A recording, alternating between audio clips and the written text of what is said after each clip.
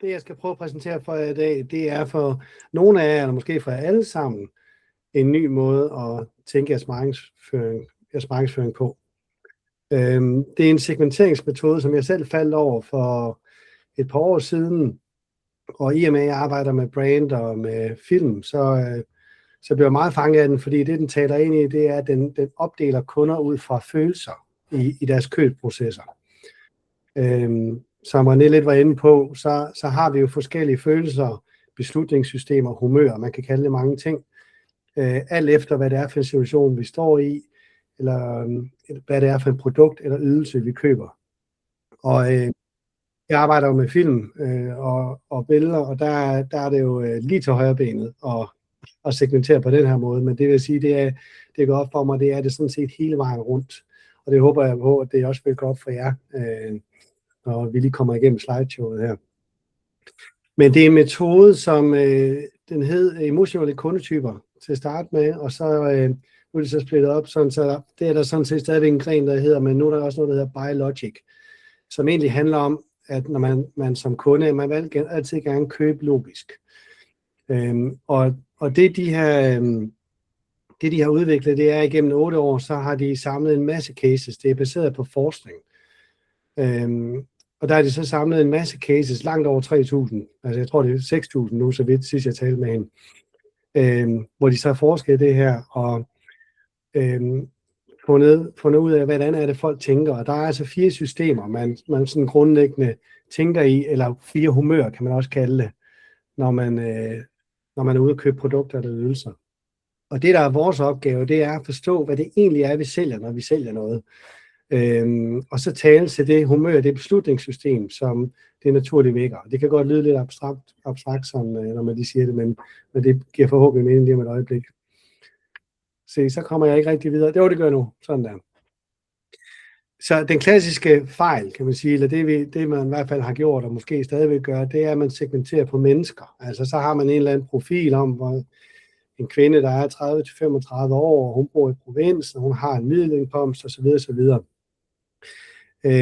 Men det siger jo ikke så meget om, hvad det egentlig, i hvert fald humør hun er, når hun skal købe den produkt, vi er, fordi hun kan jo godt, når hun skal købe forsikringer, være i et humør, hvor hun har brug for noget tryghed, og så når hun er ude og shoppe tøj senere, så vil hun egentlig hellere bare inspireres. Og så derfor så taler den her metode for, at i stedet for at vi segmenterer på mennesker, så skal vi segmentere på følelsesmæssig tilstand, man er i. Og det samme for målgrupper. Der er også mange, der tænker af målgrupper. Altså, prøv at flytte det fra målgruppe, og så over det grund til at skrive beslutningssystemer. Det er fordi, det er det, de kalder det nu. Det hed humør før i tiden. Men altså, man har 4 beslutningssystemer. Og det, der er vigtigt at forstå, det er lige om lidt, så ser I nogle farver på det. Grøn, gul, rød og blå. Og der skal jeg altså ikke tænke disprofiler. Det er slet ikke det handler om. På den måde lidt uheldigt, at de lige har de farver, fordi det forvirrer tit nogle gange. Men det er simpelthen, det er humør. Det er beslutningssystemer, vi alle sammen har i os hele tiden. Og så kan man være mere eller mindre grøn, man kan være mere eller mindre rød og så videre derudad, ikke? Men det er en følelsesmæssig tilstand, og hvordan vi vælger at styre kommunikation, det er det, der afgør, hvad for et af vores humør, der ligesom er aktiv i det.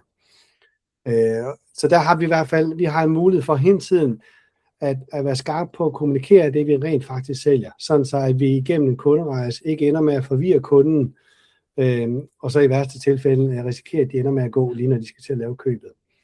Så altså, hvis man flytter, pointen er her, hvis man tænker, i stedet for at tænke i målgrupper, tænker over i beslutningssystemer, tænker i humør, i hele sin markedsføring, i hele kunderejsen, så ender man med ikke bare at få flere kunder, men også få flere loyale kunder. Godt. Så hvad er så de her beslutningssystemer? De er så inddelt med de her farver. Igen, det er ikke disprofiler, det er bare de farver, de nogle gange har valgt. Og det er et eller andet med, at det bygger helt tilbage til Aristoteles, så det er langt tilbage, og jeg ved sgu ikke, om han tænkte i farver, men der er i hvert fald et eller andet, hvor de alle sammen synes, de er stjålet hinanden, ikke sådan, men nu er det nogle gange sådan, det er. Det, der bare er vigtigt for jer at forstå, det er, hvis nu for eksempel I sælger forsikringer, så er det ofte, man går ind i, kan man sige, man har lidt utryghed i, hvad sker der, hvis mit hus brænder ned i morgen, eller hvis bilen bliver røvet og så videre, ikke? der går man fra en negativ følelse, der hedder utryghed, og man vil gerne over i tryghed. Så hvis man nu så er forsikringer, så er der mange af dem, de skal ligesom hele tiden tale personer over i tryghedsfølelsen. Så det handler ikke om, hvor gammel du er, og hvor du bor, og hvad du tjener. Det er mere det der med, hvad du kommer for at købe. Og hvad er det for en følelse, jeg skal give dig for at sikre, at du laver det her køb. Hvis du så derimod ejer en virksomhed, der hedder Søstrene Grene for eksempel, så er det tit, du søger et eller andet med, eller du har en café, som er meget sådan, altså det handler jo om at gå fra ensomhed over til samhørighed, altså velvære, at man har det godt sammen. Det kan også være, at man må psykolog. Så er det også det gule humør, man taler i, hvor de søger simpelthen bare sammenhold, når man er i det gule humør. Og det er typisk der, I er med jeres veninder, eller venner, man har, ikke? Når man går på café, når man går i IKEA og shopper til små ting i hjemme, eller til børneværelser og sådan noget, så er man i det der gule humør. Så kan man være i blåt humør også. Det er tit, der hvor det tit starter, det er, at man oplever en eller anden form for magtesløshed. Altså man har ikke, der er et eller andet, man gerne vil have kontrol over, der er et eller andet, man gerne vil frem imod, sådan, og man har brug for sådan lidt nogle facts og noget meget dokumenteret i det, man køber. Så her søger man ikke, ligesom man vil gøre i det gule, så søger man ikke det der samhørighed, og nu skal vi lige snakke og kende hinanden, lære hinanden at kende. Der er det mere sådan fokuseret på lidt kolde tal, kan man sige, eller facts i hvert fald, i forhold til, at der er ikke så meget hyggesnak over det i de situationer. Det kan selvfølgelig godt være rundt om, men egentlig i sin essens, så er måden, man markedsfører det på, så er det meget mere fokus på beviser og dokumentere det, man sælger, hvorfor det virker. Fordi når man er i det blå humør, så føler man sig meget vidende, man er meget analytisk tænkende, og man vil egentlig bare gerne fremad. Og så kan man være i det røde humør, hvor man oftest gerne vil inspireres, ikke? Så det er det humør, man er når man går på TikTok, og ligesom bare skal have et eller andet, eller man surfer lidt rundt. Så det er det der med, at der kommer nogle nye sko på hylden med Nike. Ikke? Så er man det der, man vil bare gerne inspireres, og det skal gerne gå lidt hurtigere, man er ikke til en masse lang tekst. Og igen, så er opgaven at forstå, hvad det er, I faktisk sælger derude. Altså, og jeres kommunikation, er det noget, der taler til det beslutningssystem, som det naturligt vækker, det I sælger. Vi kommer lidt nærmere ind på det. Lad os prøve at gå lidt yderligere igennem. Når det røde system er aktivt, så er det, at kunderne de søger noget med noget tempo på, de søger noget med nogle hurtige svar. Gerne noget, hvor der er en meget konkret gevinst rimelig hurtigt. For eksempel, du går ind og køber en Nike-sko, eller noget, der er effektivt. Og det, de også sådan, har brug for, det er det der med at være first mover. Nu skriver jeg følelsen af at vinde herovre, hvad kunden har brug for. Men det er egentlig også bare følelsen af at være først, fordi så snart noget bliver old news, så er det rykket videre. Så er det faktisk mere, så ryger det videre til den blå bølge. Så hvis noget starter en rød trend, så vil det typisk være den nyeste konspirationsteori. Den bliver de på med det samme. Eller da Tiny House-bølgen kom frem, og Airbnb, da de kom frem. Altså det er alt sammen noget, de røde, de bider på. De er med det samme, fordi at det er noget, der inspirerer dem. Det giver et nyt, nu skal vi ikke bo på Dangletær igen, det er så kedeligt. Kan vi ikke bruge et spændende hus ude i skoven eller sådan noget, ikke? Så det er sådan, man er i det humør. Altså, så ikke for meget forklaring, fordi det dræber lidt det momentum, de kommer med, men bare komme til sagen med det samme, og gerne gøre det sådan lidt kægt eller frækt, eller nærmest provokerende. Altså det må man gerne være, når man kommunikerer til det røde system. Jeg har en case med her fra noget, der hedder... Jeg ved ikke, nogen af jer kender det, og det er så noget, der er lagt op på Reddit, som i øvrigt også er et rødt medie. Og grund til det her, det er, I kan se, de skriver det her, gør det, du er bedst til, vi klarer den røvsyge administration for dig. Og bare det der sprogbrug, og så billedet også, der er sådan lidt, det har lidt kant på en eller anden måde, ikke? Og det Factorfly gør, skal jeg lige sige, det er, at de sikrer, at de fjerner alt det kedelige ved at være selvstændig. Så det vil sige fakturering, CVR-nummer, det her med, at du skal give dig selv feriepenge og sådan noget, det sørger de for. Og det er perfekt til det røde system, fordi de gider ikke bøvle med alt det der, hvis de kan undgå det. De vil bare gerne frem til det sjove, ikke? Så det er i hvert fald et bud på nogen, der taler til det røde, ikke? Og som sagt, så er det her med, at der er en cheat code på noget, det kan de også godt lide, der med, at man kommer lidt det er hurtigere frem til sagen. Det er sgu meget godt. De behøver ikke så meget dokumentation nødvendigvis. Og så særligt, hvis de er first mover på det, så vil det være fedt. Når man så taler til det blå system i stedet for, så er det her, man søger den der fuld kontrol over en eller anden proces, ikke? Og at man efterspørger noget meget grundig dokumentation. Det må der være mange af jer, der kender fra jeres kunder, at det er simpelthen nærmest et krav, når I kommunikerer med dem, ikke? At det skal være struktureret. Det er også noget med hjemmesider, at altså det er ikke fordi, at blå læser alt det med småt. Det er mere det grønne system, der gør det.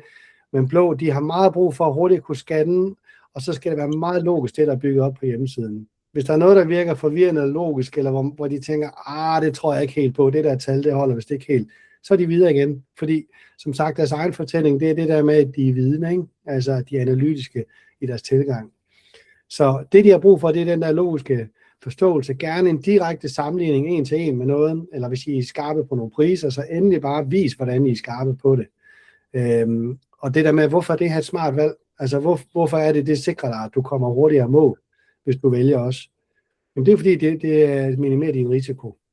Så alt, hvad I ligesom kan hive frem der, er simpelthen konkrete beviser på, at jeres produkt virker.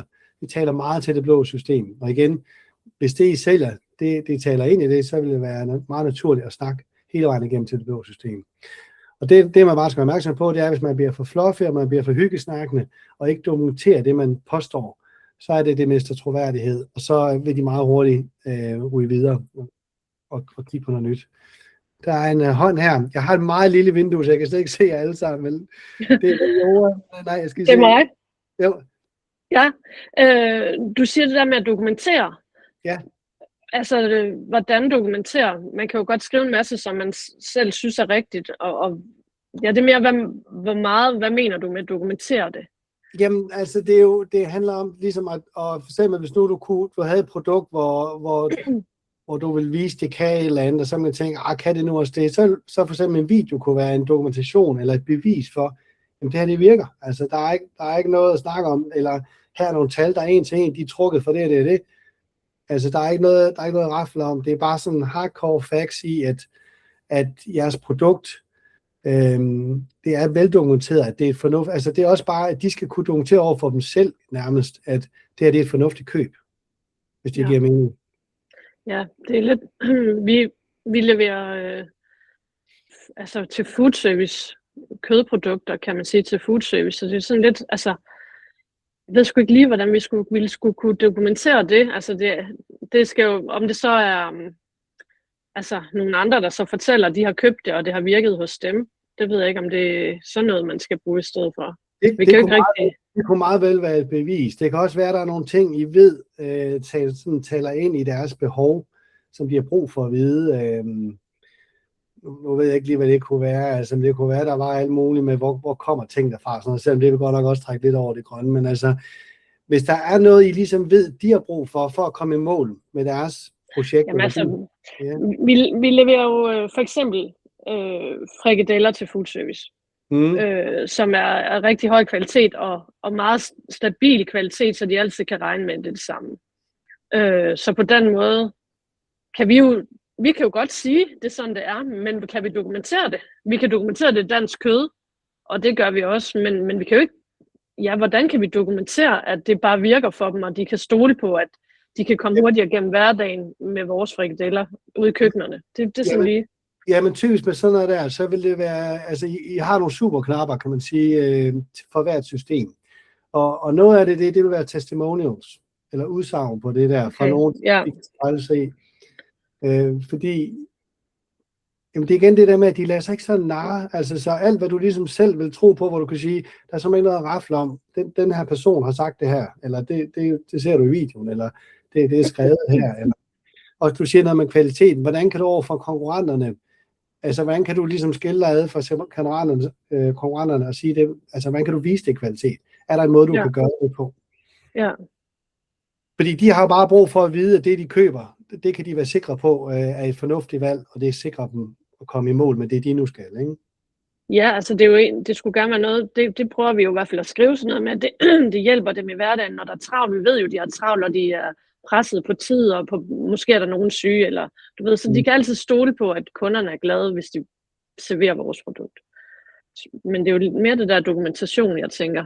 Ja, fordi det der med, at de kan stole på, man kan sige, alt hvor du tænker, det kan være at komme og sige. Hvis du har den fornemmelse bag dig, så skal du have rettet det. Altså, fordi så er det kan de godt se igennem, eller det er ikke nok for dem, vil jeg sige. Altså, så hvis der er en anden måde, du kan gå til det på, det der er, skal jeg lige sige til alle sammen, det er, at de her systemer, og grund til, at jeg selv elsker at bruge det, og vi ligesom alle sammen er kan man sige, blevet optaget af det nu, det er, at med hvert system, lad os nu sige, at du kom til mig, Jorden, og har brug for at få defineret, hvad er det for en kundetype, vi taler til? Altså, hvad er det for et beslutningssystem? Og så finder vi ud af, om det er blot.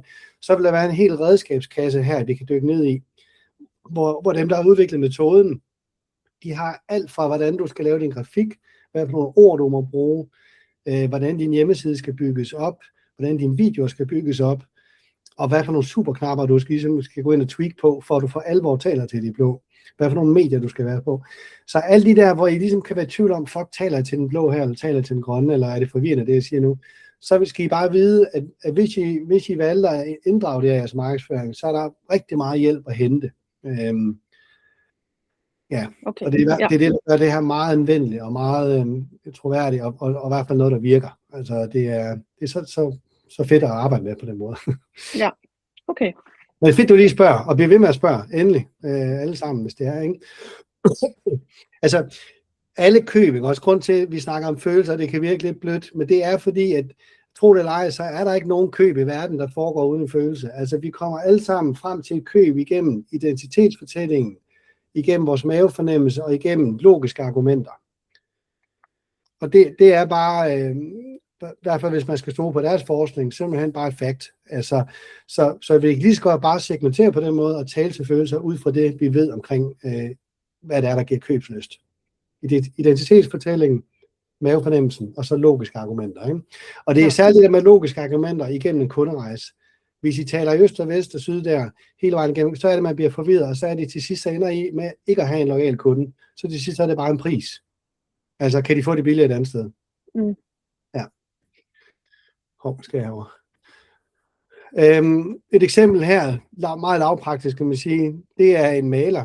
I kender jo godt malerbiler, de kan se ud på alle mulige måder. Nogle er meget farvede, nogle, altså, det er nærmest morsomt. Og det er også fedt, altså det er jo, hvordan man lige er. Ikke? Men her har vi i hvert fald en, der er meget blå. Og det er fordi, at igen, grafikken her, hvis du lægger mærke til det, Jorden, også, det er jo meget simpelt. I linjerne, og så er der en mand, han har meget sådan en stålfast blik. Han ser også stærk ud, veltrænet. Altså, i øvrigt, de moderne mænd, som kan det hele, I ved, lave mad derhjemme, og holder sig i god form, og lige passer børnene, og også er gode på arbejde. Det er meget blå mennesker. Det er meget den moderne mand, der er blå mennesker. Og her ser I hvert fald også, der er ikke en masse pangfarver på den her bil. Altså, det er bare en sort bil, og så enkelt grafik, og så står der elitemaler. Altså, det taler meget til det blå, fordi de blå, de søger altid opad. De vil gerne være sikre på, at dem, de snakker med, de er lige lidt bedre end dem selv. Det vil være meget fedt i hvert fald. Eller dem, de hører testimonials fra. Det skal gerne være nogen, der er lige niveauet over dem selv, fordi det er dem, de spejler sig i, det er dem, de kigger op mod. Så her er i hvert fald en case på det, meget lavpraktisk på, hvordan man kan tale til blå. Elegant og minimalistisk, det er også sådan, I skal tænke jeres hjemmesider. Og så er der gul og grøn, dem de er lige slået sammen her. De kan sagtens stå for sig selv, fordi der er masser at sige, men jeg har respekt for tiden. Så det gule system, det er det her med, hvor det er typisk pædagoger, det er typisk psykologer, det er, kan man sige, kreative væsener, lærere, altså folk, hvor man ligesom har evnen til at favne og rumme folk sådan, og gerne vil skabe en god ramme og omkring mennesker. Det er typisk, så de kan spotte de gule. Og de søger meget nye idéer, de vil gerne have sådan visionære budskaber, og så må man sige, farverne på jeres hjemmesider sådan, må gerne være meget varme farver, runde former, altså det må gerne være hyggeligt, og det skal være, I skal meget fokus på den, der sælger bagved, altså at der skal ligesom være, de skal kunne mærke personerne. De er på ingen måde ligesom de blå, hvor de blå, de har ikke brug for at mærke en person, de har bare brug for nogle facts. Men hvis man taler til det gule system, så har man brug for at mærke, hvem er det, jeg handler hos? Kan jeg spejle mig i dig? Ved du, hvem jeg er? Altså, det er sådan, de tænker. Og grøn, de er sådan, dem kan I kende på, de er en lille smule mere alvorlige, typisk. Altså, det er det er læger, det er soldater, det er håndværkere, det er, altså de tænker ikke græsset er grønnere på den anden side nødvendigvis. Hvis det fungerer, hvorfor så ændre det? Så de skal bare mødes med ro og med en sikkerhed, altså, og ikke et pres i salg, overhovedet ikke. Så de søger i hvert fald noget bekræftelse på, altså de søger trygheden, som vi så i starten, ikke? Men også bare, altså de læser alt det med småt, apropos på jeres hjemmeside, ikke? Altså de er meget grundige, når de så endelig går ud og køber. De har en lidt længere kunderejse, men til gengæld så er de grundige, og de bliver hængende. Altså, så når de går ud og køber forsikringer, så har de læst den forsikring grundigt igennem, og ved, de springer ikke sådan over, hvor gær er lavest. Men man skal gå til dem på en helt anden måde, end man skal med rød, for eksempel. Altså, det er fuldstændig modpoler og blå også. Jeg glemte at sige måden, altså de røde mennesker, dem måden I kan kende dem på, det er typisk dem, I ved en forsamling, der lige har de helt gule bukser på, eller en sjove hat, eller dem, der lige skiller sig lidt ud, altså skuespillere eller iværksættere og sådan. Det er ikke fordi, husk på, vi er jo alle sammen det hele, men det er bare, at nogen er mere eller mindre det andet, ikke? Så når I tænker på jeres kunder, kan I godt sådan, det er lige prøve at give jer de her billeder. I kan godt prøve lige at have det i tankerne sådan, altså hvordan ser vores kunder egentlig ud? Hvis de altid kommer i jakkesæt og nystrøget skjorte, så taler det meget mod det blå. Fordi det er sådan, de vil være, ikke? Altså, det er meget revisorer og jurister og sådan noget, ikke? Altså, men altså, det er de 4 systemer, jeg prøver her at gå igennem med. Jeg har lige et par cases på den gule. Altså den gule her har vi en, hun foreviger for eksempel brudebuketter, og hun laver malerier, som I kan se, og en masse sådan personlige produkter, som også har sådan et romantisk og bæredygtigt præg. Og læg mærke til, hvordan hendes farver er på hjemmesiden. Læg mærke til, at der er mennesker. Altså, vi ser hende. Hun sidder der. Det er meget en gul vibe, man får fra hende her. Fordi det er ligesom, når I går ind i Søstrene Grene. Eller sådan. Altså, det der med, at nu skal vi rigtig lige når små nips og skabe noget, købe noget til hjemmet. Altså, det er sådan den der hyggelige, varme atmosfære, og det der med, at her er der ro, her er der tid, her er vi åbne mennesker. Og så er en rigtig god case her fra Forbrugerrådet Tænk, som jo er meget grøn. De har lavet en app, hvor I kan simpelthen søge alle mulige produkter frem. Altså, og det kommer så af det her med, at der er blevet mere og mere fokus på, at man ikke vil have kemi i alt muligt, særlige cremer, men også går ud fra i alt, hvad vi overhovedet rører ved. Ikke? Og der kan man så gå ind og scanne, her der så et eksempel af en solcreme, ikke? Hvor meget kemi der er i sådan noget rengøringsmidler, hudpleje og så videre, og solcreme, som vi har her. Og det er meget til den grønne, fordi der kan de så søge meget specifikt produkt frem, inden de køber det, og så kan de se, om det er skadeligt eller ikke er. Og det er jo en måde at bringe den grønne fra en utryg følelse. Den her solcreme, er det noget, hvis jeg putter det på mit barn? Hvad sker der så? Kom over en tryg følelse og sige, bare roligt, vi har testet det. Du kan roligt bruge den her solcreme på dit barn. Så har I ligesom lykkes med det, de kommer ind i verden med, kan man sige, når de møder deres produkt. Og igen, det kan også være, at I vil kommunikere det på, at det er den nyeste solcreme på markedet, og den kan det. Og så taler I til et helt andet system. Det er igen, hvad er den her solcreme kan, og hvad er det, I gerne vil med jeres produkt. Så man kan jo hele tiden tweak det i alle mulige retninger. Men lige det her, det er så et grønt eksempel, der kommer fra Forbrugerrådet Tænk. Godt, så er jeg spændt. Jeg har lavet nogle videoer med AI. Nu er jeg jo videomenneske. Jeg laver film til daglig, men jeg er selvfølgelig begyndt at bruge AI. Og jeg skal bare lige sige, det er slet ikke finpudset eller noget. Det er bare lidt lynhurtigt, fordi man nogle gange kan, ikke? Og fordi jeg synes, det tjener et formål lige at give jer lidt en fornemmelse af, hvad det er for et humør, de her forskellige, de ligesom taler til. Så rød, det er mange ting, men det er blandt andet det her med noget tempo, noget gevinst i dit liv. Og der er så lavet en video, bare et ultrakort, hvor I forhåbentlig fornemmer, at der er noget fart over feltet.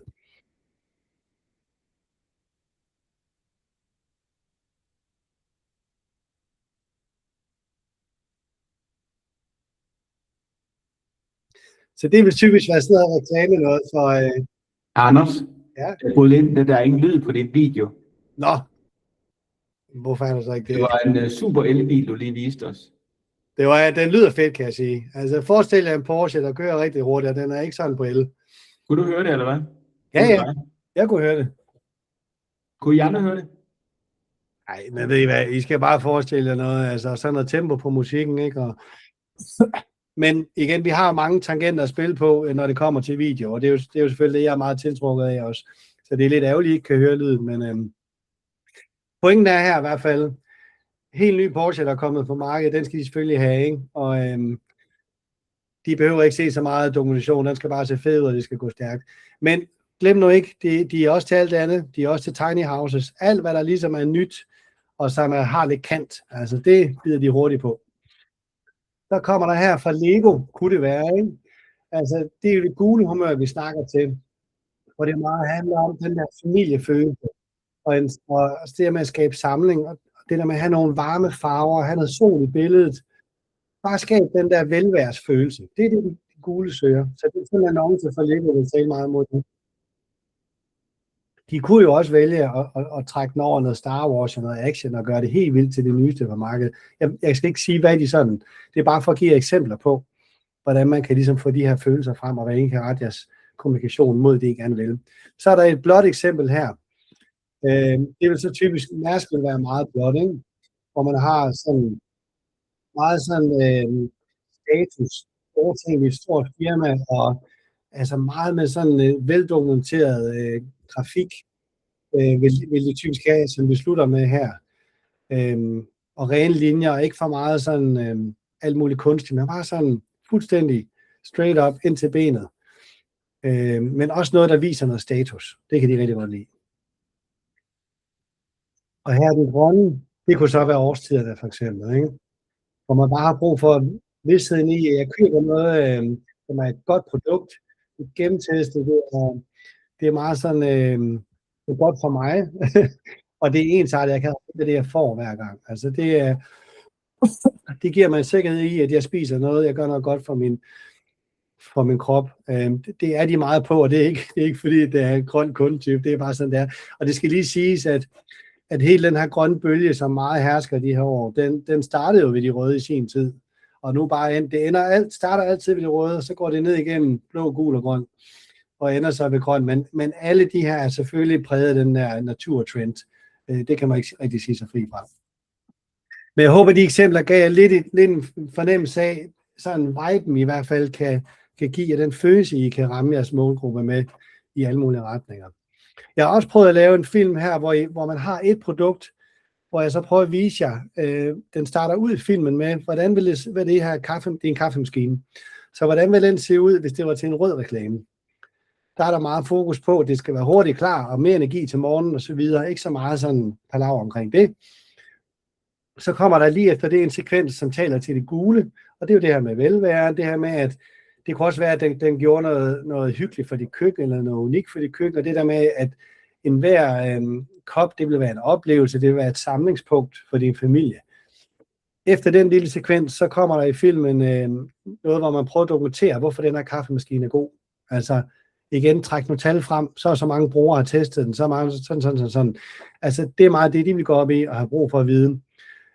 Sådan så man ligesom sikrer, at hvis I køber det her, så skal I bare vide, at det er gennemtestet, og I går ikke fejl i byen. Det er godt galt i byen. Og til sidst, så slutter han af med en grøn lille sekvens, hvor sælgeren har god tid og holder vedkommende i hånden, og ligesom afspejler, at der er styr på det hele. Tag det roligt, og det kan du roligt være tryg i, det her køb. Prøv at se den her.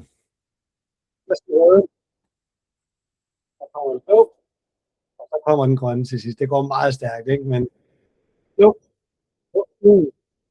kommer den blå, så kommer den.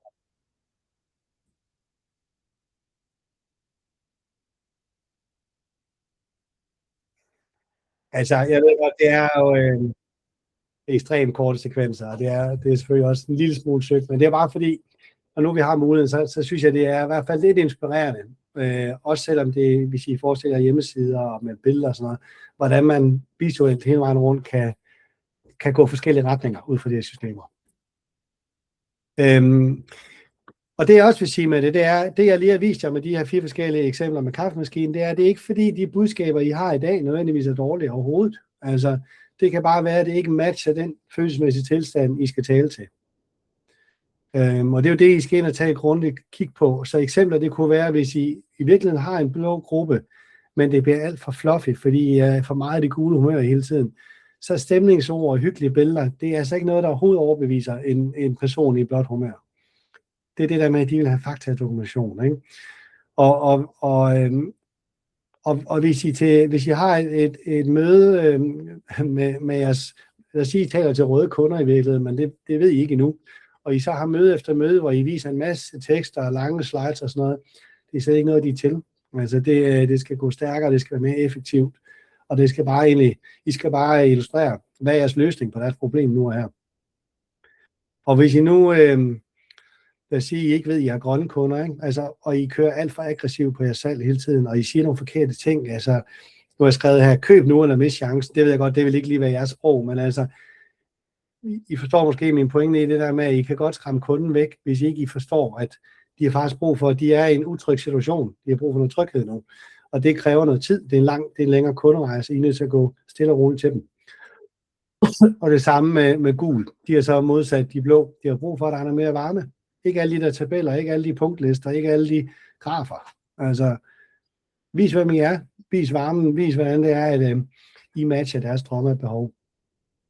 Jeg har igen forsøgt at lave nogle små videoer, hvor I måske kan fornemme, når beslutningssystemer de clasher. Så lad os nu sige, at IKEA, som er gul, det taler til gul beslutningssystem, ikke? Hvis I inde i det møder noget, der er blåt, som så kunne være Tesla. Prøv at se videoen her. Det går jeg ud fra, at for mange af jer vil være lidt forvirrende, at I går rundt i IKEA, og så pludselig kommer der et meget blåt produkt. Og det er jo, kan man sige, nu er det en video, der viser det her, men det er jo ligesom, det er jo en til en det samme på hjemmesiden. Hvis I lige pludselig går en anden retning ned igennem jeres hjemmesider på nogle sider, så kan man godt ramme siden af. Man kunne også igen fra et gult system ramme over noget rødt, og det vil så her være søstrene Grene, ikke? Som så møder Nike. Fordi Nike, det er jo, hvis I skal tale til det røde system, så de vil gerne inspireres, husk på det. Så det kræver, at der er nye sko på hylderne hver 3. måned. Ikke? Hvis jeg går ind og køber nye løbesko om et halvt år, og det er de samme, som jeg havde sidst, så bliver jeg lidt skuffet. Jeg vil gerne se, at der er kommet noget nyt på hylderne. Hvis I så var i søstrene Grene, så er det mere det der med pussenus, ikke? Og der kan I så se, at det vil være meget forvirrende, hvis der pludselig stod sådan et produkt på hylderne.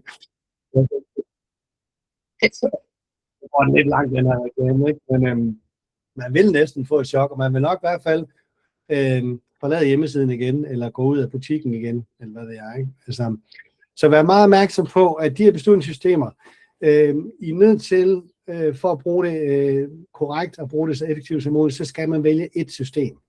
Og der kan det godt være, at man tænker, shit man, det bliver svært, fordi hvad så med den og den kundegruppe? Men der skal I bare tænke på, at vi har alle sammen, alle de her 4 systemer i os, alle de her humør i os. Og det er bare kun en hjælp for os som kunder, når vi kommer til jer at forstå, hvad er det, vi skal, altså hvad skal vi tænke om jer, hvad er det, vi skal møde jer med. Og der skal I styre samtalen, helt fra start af, fordi I har valgt et system, I taler til. Og I ved, hvad det er, I sælger, så I kommunikerer det, I sælger, på en meget præcis måde. Så er det, vi ikke bliver forvirret. Så er der ikke noget clash, eller det video, jeg lige har vist jer. Så går man ikke ud af butikken igen. Så lad os nu sige, at I kan vælge at gå 2 veje med jeres kommunikation omkring et eller andet, ikke? Her har jeg taget noget, der minder om Ørsted, så kommunikationen, jeg har lavet 2 videoer, hvor den ene fokuserer meget på noget blåt, altså megawatt, CO2-reduktion og alt muligt sådan teknisk, og ikke så meget sådan følelser, og heller ikke så meget ro og tid, mere bare sådan kolde facts på bordet. Prøv at se her. Det er en præsentation. Det ved man egentlig. At lige dokumentere det, at det her det er et fornuftigt køb.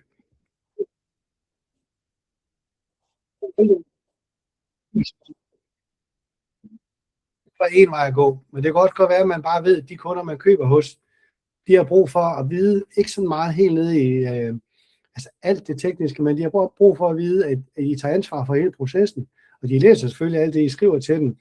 Men altså fokus på tryghed og partnerskabet i det. Sådan her. Så jeg håber, I kan fornemme forskellen.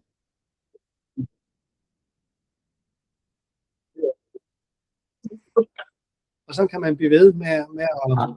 Anders, når videoen kører, så kan vi køre, hvad du siger. Jeg kan i hvert fald ikke. Nå, okay. Der sker et eller andet med din computer. Okay, jeg ved sgu ikke, hvad det er. Det beklager jeg. Så hvis du sagde noget, der var vigtigt, så skulle du lige sige det igen.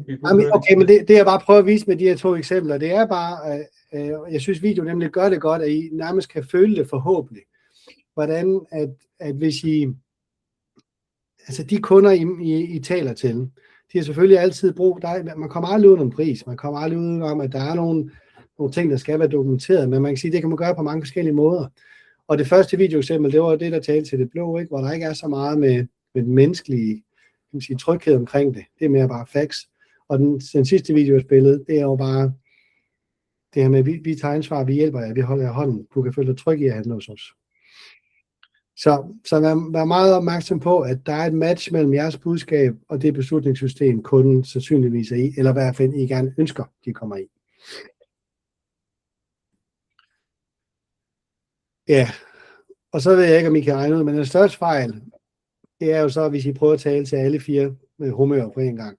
Altså, og det er jo det, jeg i hvert fald tit oplever, når jeg er ude hos forskellige kunder. Det er jo, at man er meget nervøs for at selektere nogen fra. Og det vil jeg bare sige, det er i hvert fald ikke mine erfaringer. Det er i hvert fald heller ikke det, metoden her argumenterer for. At det skal I ikke være nervøs for. Alt, hvad I kan lave fravalg, det er bare guld for jer. Fordi det gør jer endnu skarpere. Fordi det eneste, det gør som kunde, det er bare, at man bliver forvirret i jeres butik. Altså, hvad er det, jeg skal tænke? Hvad er det, jeg køber? Altså, taler vi overhovedet samme sprog, ikke? Så virkelig en øvelse i at vælge et beslutningssystem, og så finde ud af, hvad er det for et, der taler bedst, og sådan kommunikere det, I sælger rent faktisk, ikke? Fordi ellers er det meget marketing, som vi får skudt i hovedet alle sammen. Det kan se meget ens ud. Og der skal I bare huske på, at man befinder sig i meget forskellige følelsesmæssige tilstande. Og det ved I jo også selv, altså fra når I selv er kunder steder. Så vil jeg prøve at lade være med at snakke hen over den her video, men nu har jeg prøvet at forestille jer, at I går ind på et apotek. Apoteker, de taler til jeres grønne humør, fordi ligesom når I går til lægerne, så har I brug for at følge jer trygge. I har brug for at vide, at den medicin, I køber, er den rigtige. I har brug for, at der står en person, som er vidne ved disken, men også holder jer hånden, kan man sige. Typisk har de jo kilde på, eller det ved jeg faktisk ikke, om de har med i dag, men i hvert fald læger, sådan, men i hvert fald, der er en form for uniform, og det kan de grønne godt lide. Og det vil jo clash meget, hvis I gik ind på et apotek, der forsøgte at sælge alle mulige forskellige ting til jer på vej mod skranken. Altså, hvor I benyttede af noget gul, og noget grønt, og noget blåt, og så til sidst en rød sælger, ikke? Som er meget sådan aggressiv i salget, og ved du hvad, her er det sidste nye, det skulle I have. Det har jeg prøvet at lave en film på, I kan lige prøve at se den her.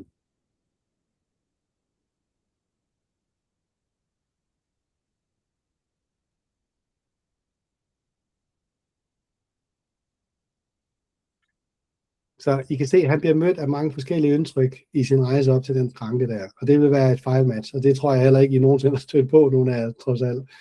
Men I ser den i sidste gang.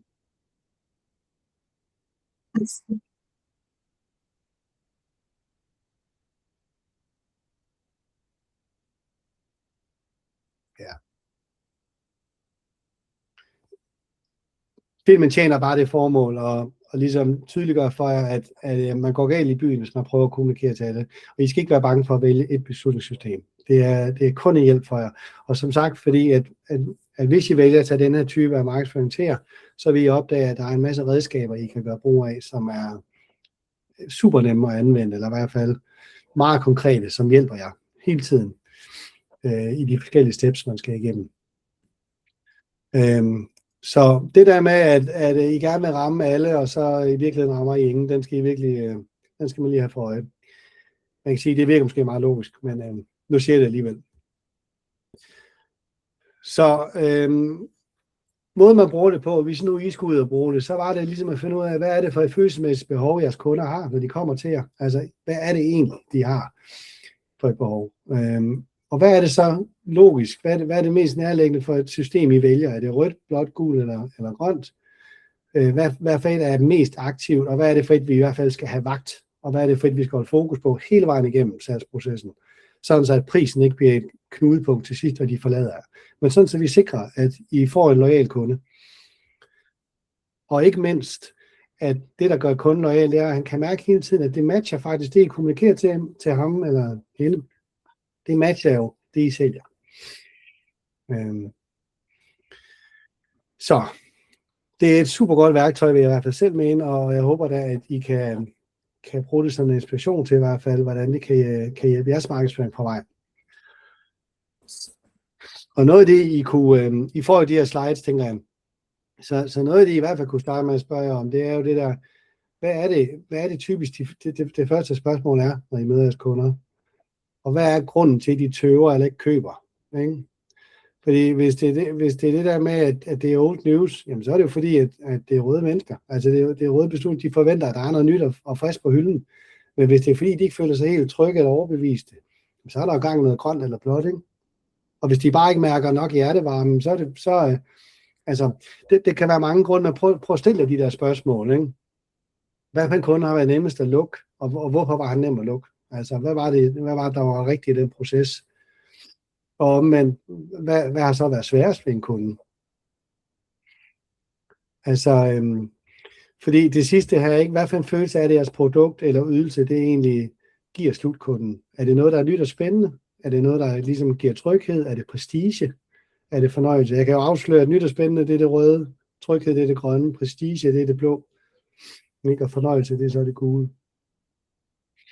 Og omvendt faktisk.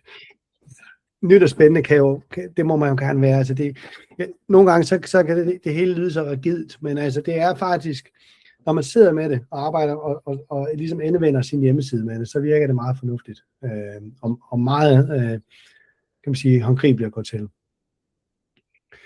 Og det er sådan set det, tror jeg vil forlade.